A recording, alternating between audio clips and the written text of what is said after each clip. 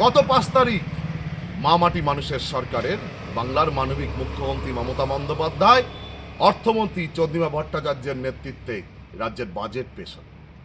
গত বৃহস্পতিবার বাংলার মায়েরা, বাংলার লক্ষ্মী ভাণ্ডারের লক্ষ্মী ঘরের মেয়েরা, তারা বিগত দিনে যারা জেনারেল কাস্টের ১,০০০ টাকা করে পেত, আর SC ST কাস্টের ১২০০ টাকা করে পেত। গত পরশু দিন বৃহস্পতিবার ঘোষণা হয়েছে, আর গতকাল সকাল 10টার পরে লক্ষ্মী ভাণ্ডারে যাদের ১,০০০ টাকা তারা ১৫০০ টাকা পাচ্ছে, যাদের ১২০০ টাকা তারা ১৭০০ টাকা করে পাচ্ছে। ঘোষণা হওয়ার ২৪ ঘন্টাও লাগেনি। এটাই হচ্ছে বাংলার মামাটি মানুষের মানবিক মুখ্যমন্ত্রী মমতা বন্দ্যোপাধ্যায়ের কথা।